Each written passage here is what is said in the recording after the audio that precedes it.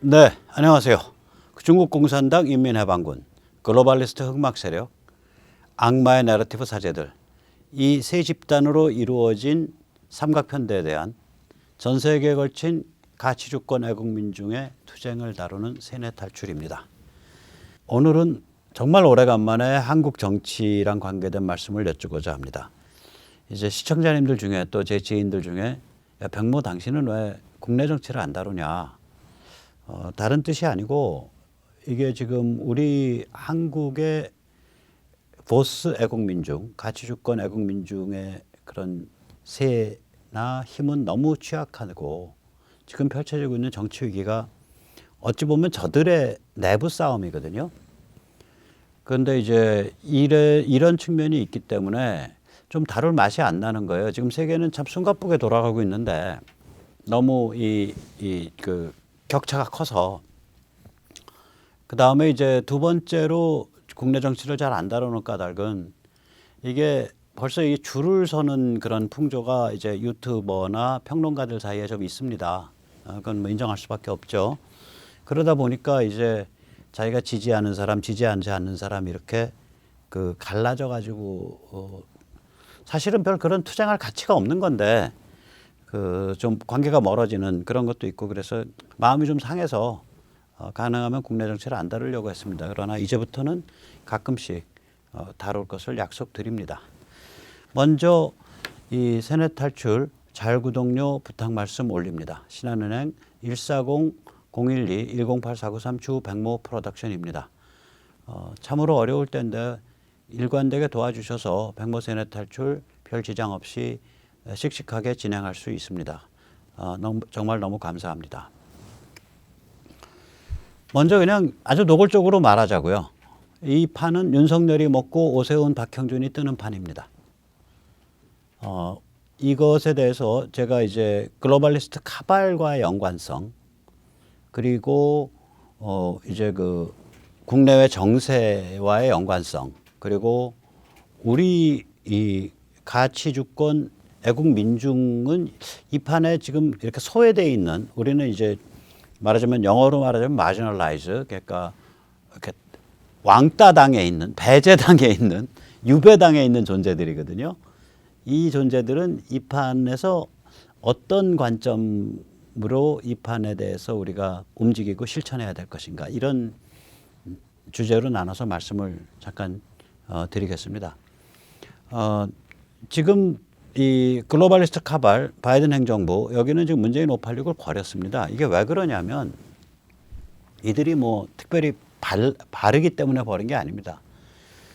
이 애초에 문재인 586이 정말로 대박 운수 대박이에요. 이게 이제 말하자면 저는 문재인 586이 2016년 저기 탄핵서부터 2016년 말 탄핵서부터 2017년 집권 때까지의 그 대운이 비교하자면은 김일성이 터뜨린 몇 개의 잭팟 대운하고 거의 급이 같습니다.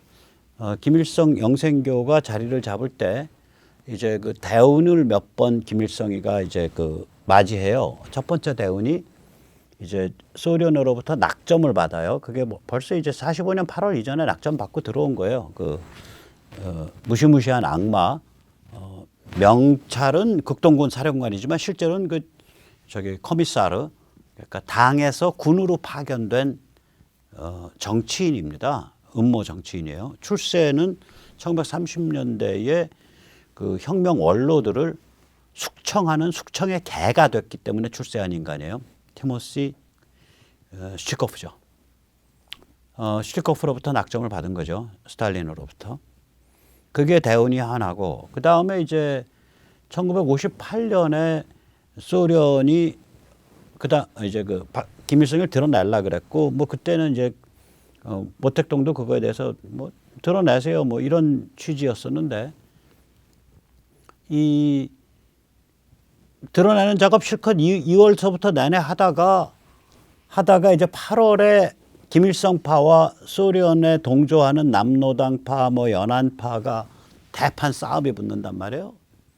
근데 이게 가을이 돼 갖고 이게 가을이 돼서 헝가리 민주화 그 투쟁이 불붙어 가지고 헝가리 전체 인구의 1%인가 뭐몇 0.3%인가 그 우리로 치면 한 0.34% 될 거예요. 우리로 치면 몇십만 명쯤 해당합니다. 예, 소련 헝가리에서 자체 진압이 안 되니까 소련 탱크가 가서 밟아서 죽여버린단 말이죠. 대량 학살을 해요. 우리로 치면 한 2, 30만 명 규모니까 0.3%, 0.4%될 겁니다. 그러니까 한 헝가리로 치면은 그 당시에 한 2, 3만 명 정도가 그렇게 숨져요. 비극적인 사건이 벌어지는데 그때 소련이 놀랍니다. 아, 이거 김일성이 잘못 드러냈다가 불안정해지면은 북한에서 헝가리 같은 일이 터진다. 그래가지고 김일성을 그냥 자리 보존을 해요. 그러니까 이때까지 반김일성 투쟁을 해왔던 자들을 58년 말에 일거에 숙청을 해버리죠. 일거에. 그게 김일성의 두 번째 잭팟입니다. 그게. 이제 그리고 나서 또 다른 잭팟도 많아요. 그런데 이제 한두 번 더 잭팟을 맞는데 이런 급의 사건이에요. 이 문재인 586 집단에서 보면 이게 정말 무지막지한 잭팟입니다. 이 586 집단의 첫 번째 잭팟은 미중 밀월입니다. 1990년대 초에 시작된. 원래 죽을 자리에 있었던 거예요. 근데 미중 밀월을 하니까 친중 친북 성향이 살아남을 수가 있는 거예요. 틈이. 그게 첫 번째 잭팟이었고요. 두 번째 잭팟이 바로 2017년 희한한 방식에 의한 권력 장악입니다. 이게 두 번째 잭팟인데 이때 왜 이 잭팟을 맡게 되냐. 오바마 힐러리의 홍위병이 있어요. 뉴욕 남부 연방검사죠. 이게 이제 오바마 힐러리 진영에서 그러니까 오바마 정부 때 뉴욕의 이제 대형 회사들 뉴욕 남부 검사가 뉴욕시의 대형 회사들을 다룰 수 있어요. 그거 죽이고 살리고 하는 짓을 해온 사람이에요. 그러니까 엄청난 말하자면 오바마 힐러리 진영의 칼 중에 칼이죠. 프릿 바라라라는 사람인데 이 사진에 이 사람입니다. 이 사람이 2016년 12월 중순에 미국에는 아무 피해자가 없는 경남 기업과 유나이티드 아랍에미리트 사이에 돈이 오간 상황이 있어요. UAE의 핵심자들한테 경남 기업이 뇌물을 제공했던 사건이 있어요. 근데 그걸 누가 중간에 심부름을 했냐면 또 심부름하면서 중간에 빼먹고 아마 그랬을 겁니다. 이 반기문 일가가 그걸 했어요. 반기문의 형제와 조카가. 근데 이건 피해자는 한국의 경남 기업이에요, 사실은. 그러니까 이거를 미국 시민이나 미국 기업이 해외의 주요 인사를 매수하는 건 굉장히 큰 범죄입니다. 그런데 이 법의 원래 취지가 뭐냐면 미국 비즈니스를 왜곡하는 거 때문에 된 건데 이 경우는 이 반기문 형제와 조카가 미국 시민이긴 한데 한국 기업의 경남 기업이 이제 경영위기에 빠졌을 때 유나이티드 아랍에미리트로부터 펀딩을 끌어오기 위해서 뒷돈을 쓰려고 했던 그 사건이거든요, 이게.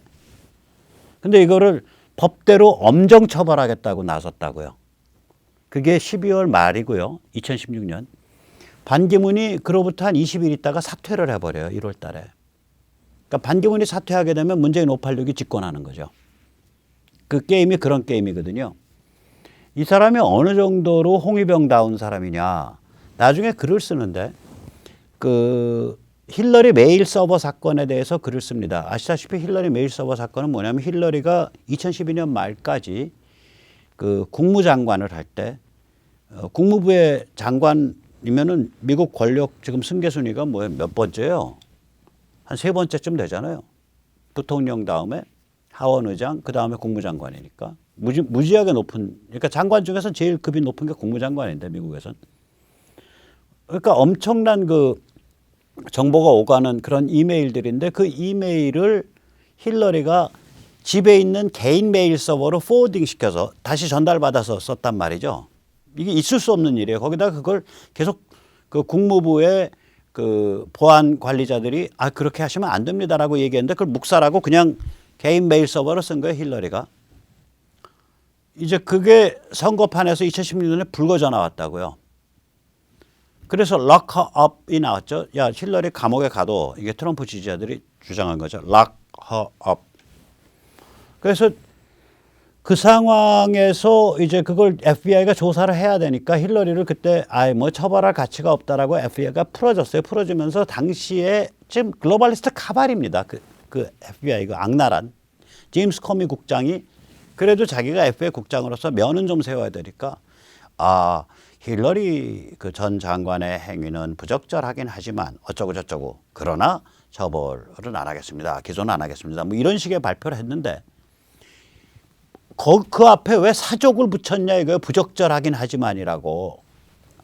바라라가 그런 글을 썼어요. 그 정도로 이 오바마 힐러리 진영의 공격수 1번입니다. 이 사람이. 그럼 우리가 추정을 할 수 있는 게 그건 오바마 힐러리 진영에서 문재인 586을 선택하기 위해서 반기문 주저앉힌 거야 라고 백모가 추정을 하고 있고요. 세계에서 유일하게 백모가 그렇게 추정하는 사람입니다. 제일 처음에 제가 밝힌 사람이고요.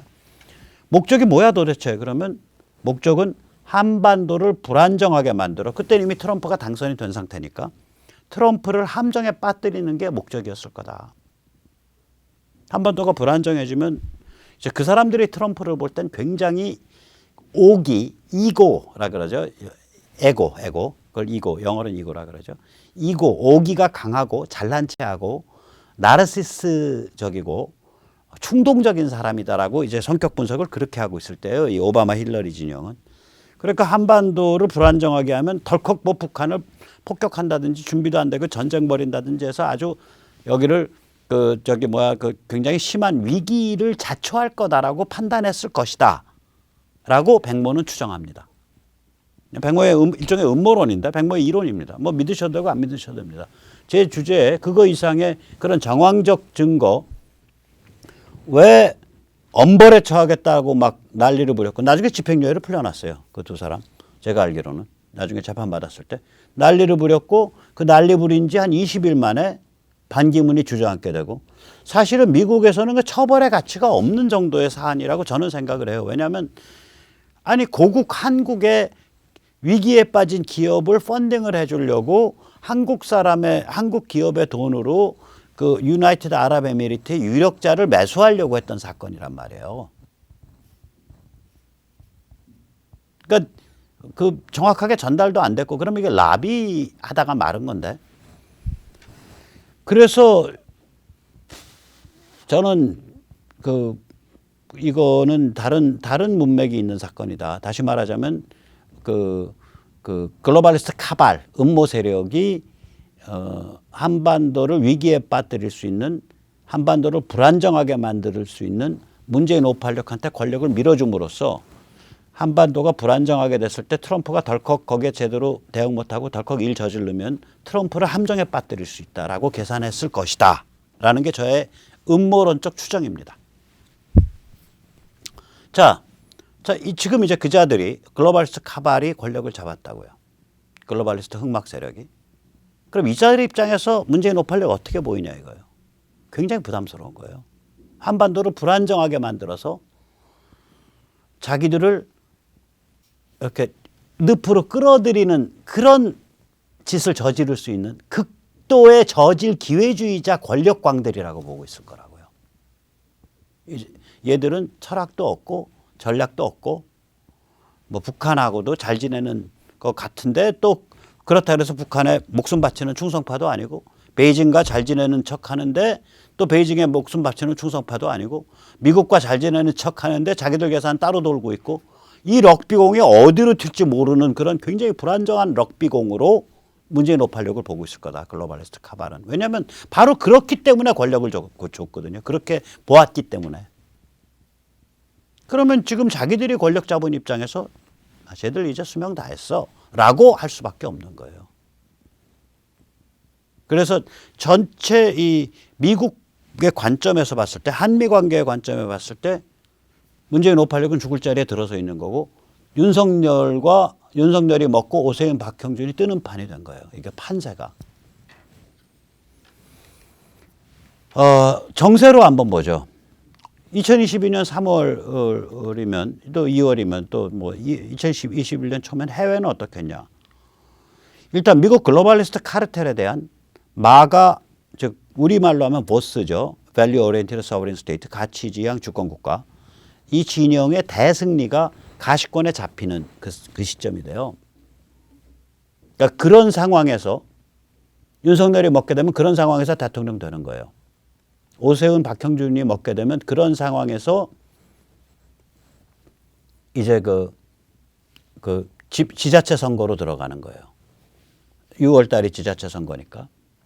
미중 전쟁은 따라서 굉장히 격화되기 시작해요. 지금 바이든 정부는 미중 전쟁 격화 시한폭탄을 막느라고 정신이 없어요. 지금 블링컨 말도 안 되는 소리 하는 거 보세요. 중국에 대해서 코로나에 대한 책임을 묻는 것은 우선순위가 아닙니다. 미중 전쟁 격화 안 시키겠다는 거지. 그 시한폭탄 못 터뜨리겠다는 거지. 야, 폭탄이야 하고 옆으로 치워놓고 있는 거예요. 그 자기들이 근데 그 폭탄을 디퓨즈를 못 해요. 흐름이 있으니까.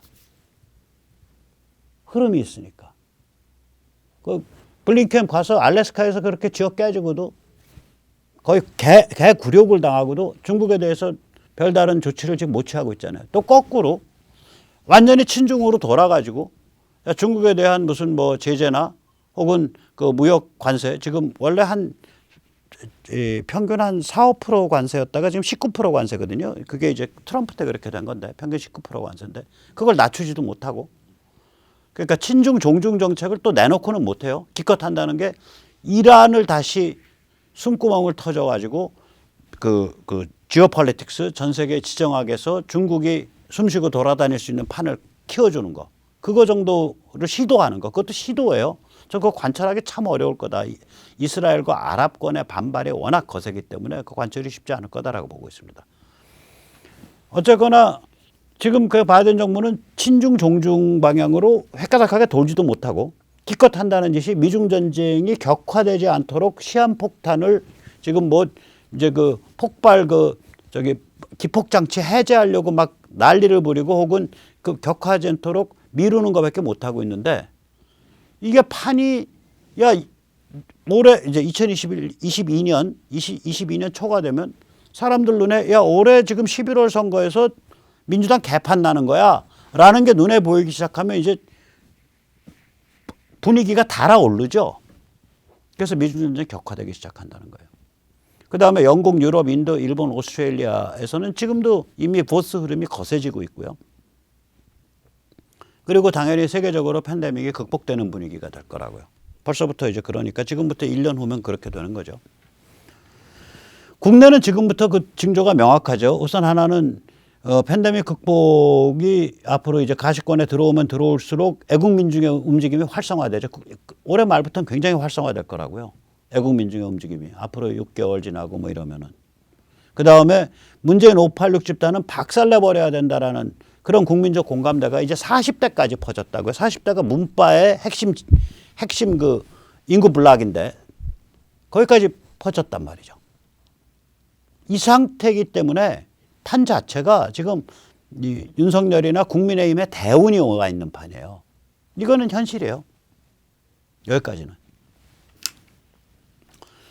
자, 그럼 우리 같이 지금 뭐 이른바 제도권 우파, 이른바 제도권 보수 세력, 국민의힘, 조중동에 의해서 우리는 완전히 왕따 당에 있는 주변인들이잖아요.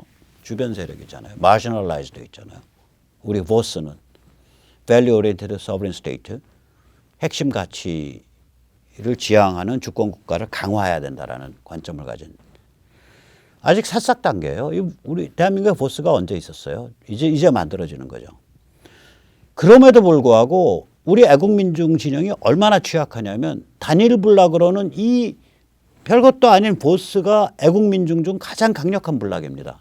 그건 믿어주셔도 되고 우리 아마 세네타촌 독자님들 중에서는 그걸 잘 아실 거예요. 시청자님들은. 일단 보스가 우리가 제가 가끔 광고판 띄우는 그 리버티 연대, 리솔, 그리고 국민주권 자유시민연대, 국자연, 이런 그 지역별 자생 조직을 시도하고 대개 인구로 치면 한 500만에서 한 800만 정도를 커버하는 그런 지역들, 여기저기 지역에서 상당히 강력하게 활동하고 있습니다. 그다음에 또 이쪽 성향하고 우리 그 교수님들 같은 그런 지식인 조직이 잘 어울려져요. 또 이쪽 성향하고 그 점잖은 기독교 복음주의 세력, 점잖으면서도 굉장히 신실한 거기하고 또 잘 어울려요. 그래 이렇게 복합적으로 여러 집단과 어울려서 되게 같이 이렇게 얼개를 맞출 수 있고 이렇게 여기서 손 들고 어이 하면 저쪽에서 하이 하고 손 들어주고 이럴 수 있는 복합성을 가지고 있는 유일한 세력이 보스 여기 우리 저기 한국의 보스 세력입니다. 지금 저희가 이 한국의 보스 세력이 손을 잘 안 뻗고 있는데 정당 정치 쪽으로 안 뻗고 있어요. 정치인들이랑 거래를 별로 안 해요. 왜냐하면 한국의 보수 세력은 이렇게 생각하는 거거든요. 어차피 당신들은 표를 먹고 사는 짐승이야. 당신들한테 유의미한 표 사이즈를 만들 때까지는 우리가 가봐야 당신은 겉으로는 해오고 덕담하겠지만 결국은 마음속에서는 그냥 잊어버리는 그냥 없는 투명인간 취급해. 그러니까 우리가 지금 당신들한테 손 뻗는 거는 급한 일이 아니야. 우리 자신을 똑바로 세우는 것, 우리 자신을 확립하고 우리의 이 보스 블락을 키우는 것이 지금 우리한테는 제일 중요해. 그게 저희 관점이니까 현실 정당 정치 쪽으로 저희가 손을 안 뻗어요. 보스 쪽은. 표 가지고 얘기하자 이거지. 표를 가지고 얘기하자. 당신들 표 먹고 사는 짐승이잖아. 표 먹고 사는 유인원이잖아. 그렇게 생각을 하고 있기 때문에. 따라서 현재로서는 정당 정치에 대한 파급력은 지금 배관시되고 있는 그런 상태라고 말씀드릴 수 있습니다. 그럼 이 보스 진영은 어떤 전략을 가져야 되냐? 우선 첫째, 국민의힘과 윤석열, 오세훈, 박형준을 현실 정치의 주요 플레이어로 인정을 해야 됩니다. 그러면서 내심은 어떻게 저기를 침투해서 유의미한 표 블럭을 만들어 침투해서 저기를 말아먹을까? 혹은 영향을 끼칠까 그 생각을 하는 거죠. 그러려면 내부 조직을 만들어 가면서 키워가면서 핵심적 이슈, 핵심적 질문으로 끊임없이 국민의힘과 윤석열, 오세훈, 박형준을 견제, 비판, 폭로, 견인해야 되는 거예요. 조금 더 비웃장이 좋은 사람은 나는 비판적 지지자야 라고 말씀하셔도 좋고 비웃장이 약한 사람은 우리랑 다른 집단이야. 우리는 쟤들한테 계속 퀘스천 던질 거야. 질문 던질 거야. 예를 들어서 이런 질문들이죠. 당신들 무엇을 핵심 가치로 섬기세요? 대한민국이 어떤 핵심 가치를 섬기는 주권 국가가 돼야 된다고 생각합니까? 그 핵심 가치에 비추어서 지금 현재의 문제는 뭐라고 생각합니까? 지금 오세훈이 박형준이 그런 말 한번 가치의 기억자도 얘기 안 하죠. 따뜻한 보수, 개혁적 보수 이런 소리나 하고 박형준은 특히 홍석현인 이런 진영하고 굉장히 밀접한 관계죠. MB 진영하고. 오세훈도 그렇고요. 그다음에 두 번째 이런 질문을 던져야죠. 지금 미국에서 벌어지고 있는 상황은 어떻게 해석하세요? 거기 지금 굉장히 진보적이고 또 굉장히 따뜻한 보수적인 바이든 진영이 대승리를 거둬서 개또라이 같은 트럼프 진영을 지금 파죽지세로 무찔러 가고 있습니다. 라는 말은 그들도 못해요. 미국서 무슨 일 벌어지는데 대충 아니까. 그냥 샷다마우스 하고 있죠. 요새 조중동 샷다마우스잖아. 미국 상황에 대해서. 조중동의 바비어 청가를 얼마나 받들었는지 기억하시죠? 미국 대선 앞두고 또 대선 직후에. 심지어는 조선일보 무슨 여기자는 카말라 해리스 청바지 입은 뒤태가 아름다워. 그거 만약에 남기자가 썼으면 성희롱에 해당합니다. 히프하고 장단지 종아리 빠진 그 선이 섹시하다는 얘기니까. 여기자가 썼으니까. 나 그 여기자님 참 재밌어. 외신분지 아니면 무슨 그 옐로우성 무슨 엔터테인먼트 연예 기자를 하다가 오실 건지 모르겠어요. 조선일보는 안 맞는다고 생각해요. 옐로우성 연예 기자, 일요신문 이런 데 맞을걸요. 무슨 연예, 매일 연예, 주간 연예 이런 데 맞을 것 같은데. 직장 옮기세요, 여기자님. 그게 무슨 외신이야? 카말라 해리스는 미국인들이 그렇게 말하잖아요. 얼마 전에 카말라 해리스가 무슨 여성 페미니스트적인 그 집회의 연사로 그 클린턴 전 대통령 그 섹스 스캔들로 유명한 사람이죠. 부르니까 그 집회 주최자 중에 한 명, 그 진보 이른바 깡통 진보 깨자점이죠. 카말라 해리스더러 딱 하는 말이 저 여자는 권력을 위해서 she stretches her legs for power. 백모의 말이 아닙니다. 그게 지금 뭘 뜻하냐면 그 조선일보 여 기자님 잘 들으시라니까. 카말라 해리스 정계 입문할 때 20대 후반에 샌프란시스코의 거물 흑인 유부남 60대 정치 브로커의 정부 노릇해서 정계 입문한 여자 아니에요. 그리고 캘리포니아에서 노를 때 종북 단체들이랑 손잡고 쎄쎄쎄한 여자 아니에요. 그런 얘기는 왜 안 쓰냐고 조선일보. 아무튼 간에 그렇게 그 진영을 떠받들던 바비어 청가를 부르면서 떠받들던 조중동이 요새 들어서 샷다마우스 하고 있잖아요. 가만히 있다고요. 미국 위기를 아는 거예요. 미국에서 지금 진행되고 있는 위대하고 거대한 정치 투쟁, 보스, 즉 마가, 트럼프, 공화당, MTR 동맹이 벌리고 있는 저 글로벌리스트 카발과 글로벌리스트 카르텔에 대해서 벌리고 있는 그 투쟁을 아는 거라고요. 그러니까 얘기를 못 하는 거죠. 그래서 물어봐야 돼. 아, 박형준 씨 당신 뭐 굉장히 유식한 사회학자고 그전에는 중앙일보 기자였다며. 미국 상황 어떻게 보셔? 당신도 바비어 청가 불러? 당신도 MTR 진영을 극우 백인 우월주의 시스테믹 레이시즘 뿌리 깊은 인종주의 세력이라고 당신도 규정해? 미국에 지금 벌어진 정치 투쟁 뭐라고 생각해? 물어야 돼요. 그 사람들한테. 윤석열한테 물어야 돼요. 오세훈한테 물어야 돼요. 지금 당신들이 시장에 끝날 사람들이야. 시 살림만 잘하면 돼. 한민족 전체의 운명이 조선 말과 같은 그런 아주 민감한 상황에 들어와 있고 혹은 임진왜란 직전과 같은 상황에 들어와 있는데 그런 근본적인 민감한 문제에 대해서 당신들 의견 뭐야? 라고 우리가 물어야 돼요.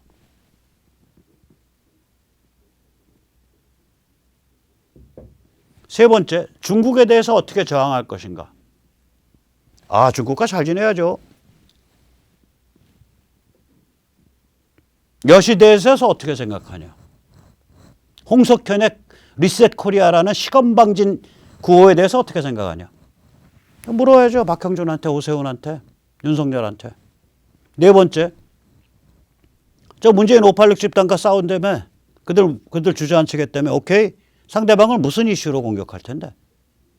아, 민생이 어쩌고 경제가 어쩌고 뭐 기업에 대한 뭐 탄압이 어쩌고 부동산이 어쩌고 오케이, 그거 다 좋은 얘기야. 맞는 얘기라.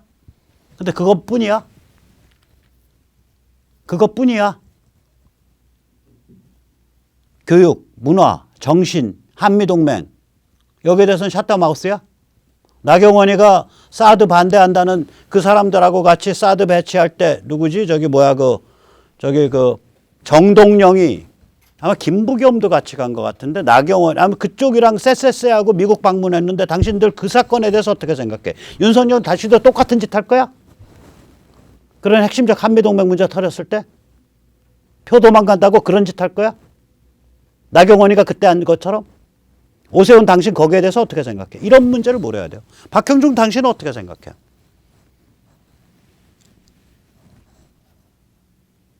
이렇게 해서 상대방한테 본질적 질문을 던지면서 우리 자신의 애국 민중 조직 블락을 키워줘야 돼요. 국민의힘 당가입 운동 좋아요. 저도 제안했다가 요새 하도 비판이 많아서 내려놨었는데 개인 가입하면 절대 안 됩니다. 통해서 한꺼번에 한 통로로 가입해야 돼요. 그래야 나중에 연락을 해서 서로 만나요. 개인 가입하면 그 빌어먹을 놈의 국민의힘 그 현장 당원도 없는 그냥 그 우리 의원님, 우리 후보님하고 쫓아다니면서 어떻게 그 지역의 민원 한번 연결해가지고 한국자 떠먹을까 이러고 다니는 사람들이 판을 주로 잡고 있는 요새는 그나마 그 사람들도 다 도망가 버린 그리고 더 황당한 건 조금 이따 말씀드렸지만 국민의힘의 제일 큰 문제는요. 당원을 키울 생각이 없어요. 당원을 무서워해. 민중을 무서워해요. 국민의힘은. 민중과 소통하는 법을 모르는 게 아니고 민중을 무서워해요. 애국 민중 성향의 진성 당원이 당의 색깔을 규정하고 들어오는 상황을 너무너무 혐오해. 국민의힘 그 문제 있어요. 핵심적 문제입니다. 자, 그래서 이 질문들을 좀 더 정리해보면 이렇습니다. 공통으로 세 명한테 다. 우선 첫째, 탄핵 박근혜 대통령에 대한 원죄를 어떻게 수습할래? 라고 물어야 됩니다. 이걸 물을 때 그건 인간의 도리가 아니기 때문에 그건 뭐 명분이 안 되기 때문에 그건 시비가 엉터리기 때문에 이거는 당연한 건데 오히려 그걸 강조하는 게 아니라 바로 이 문제예요. 당신의 정치인으로서의 이익이야. 이걸 하면 민중에너지를 활성화시킬 수 있어.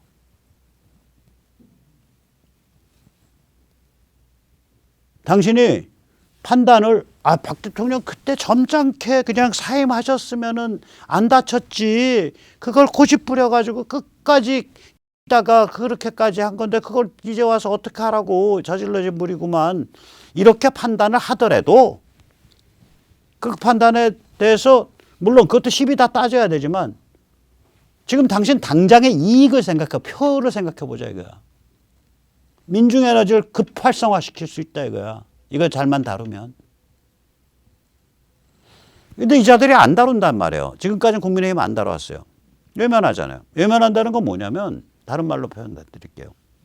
민중의 에너지의 활성화를 두려워해요. 애국민중의 에너지가 활성화되는 걸 두려워해요.